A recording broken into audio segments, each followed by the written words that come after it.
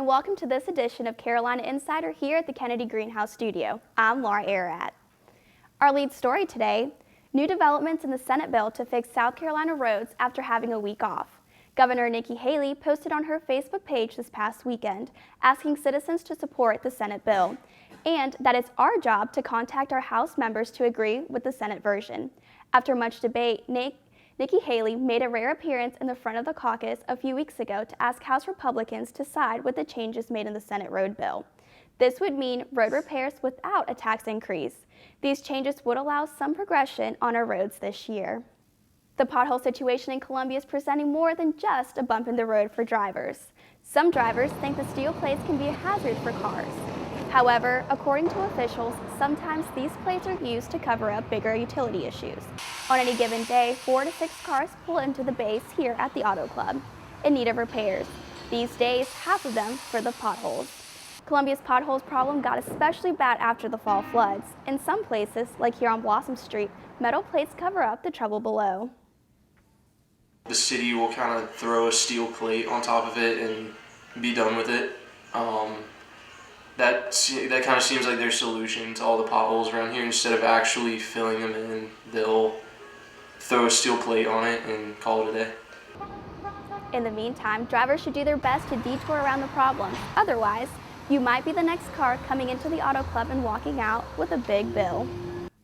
Fall registration is right around the corner. If you're looking to sign up for a fun elective, take a look at how this USC class planned a dream wedding in this week's Cocky Spotlight. This is Henry and Leah. They're from Hilton Head Island and they just got their dream wedding for free. And they have these 65 students to thank. These students are enrolled in the Wedding and Management class at the University of South Carolina. While most classes focus on tests and quizzes, this class is a little different. They're planning a wedding. At the beginning of the semester, the students are introduced to what a wedding planner does, and then they start by putting together the plans for the wedding, and then we call for the bride. And the lucky couple is Leah and her fiance Henry. Oh my gosh, we're so excited! The rehearsal dinner was held in the McCutcheon house. Students filled water glasses, worked in the kitchen, got the food prepared, and even served the guests. In the other room, students were putting together the final touches for the big day. The next evening, the students were back in action, getting ready for the wedding. Everything from the flowers to the cake was donated from Columbia businesses. The class took care of every small detail, making sure that the wedding was personalized for Henry and Leah. At 6 p.m., the guests grabbed their seats, the music began to play, and the bridal party got into their places. Professor Hoover officiated the ceremony. This wedding was sealed with a kiss, and the couple made their way as the new Mr. and Mrs. Simmons, while the students who planned it all had tears in their eyes. After 3 months of planning for this wedding, here we are at the River Road and Jasmine House in West Columbia, where Henry and Leah have finally said their I do's. The students, guests, and newlyweds sandstormed the night away, and all of this could not have been done without the 65 students who made this dream wedding a reality. If you're interested in planning next semester's wedding, the class code is HTRM 362. The class will be held every Tuesday and Thursday evening from 6 to 7:15. Now, kicking it over to sports, our reporter Danielle Barilla is at Williams-Brice Stadium with the latest on Gamecock football.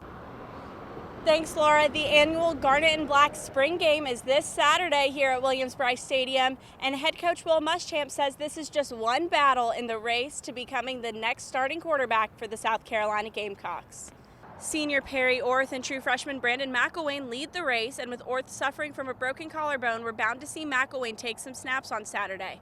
Muschamp says it is Orth's command and McElwain's ability that make them the front runners, but the race will still go well into fall camp.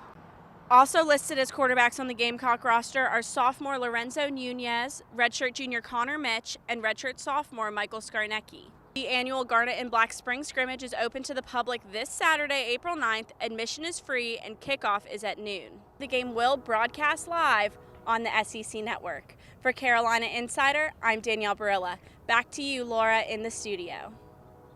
Thanks, Danielle. If you can't make it to the spring football game this weekend, here are some events you won't want to miss. Head over to the zoo tomorrow for the grand opening of their Waterfall Junction, where you can enjoy nature at its finest. Be a part of the excitement as Columbia's minor league baseball team kicks off their season tomorrow night in Charleston. And if you're looking to give back this weekend, the Bark to the Park Walk will be this Saturday at Finley Park. Admission is $30 and all proceeds go to help homeless animals across the Midlands.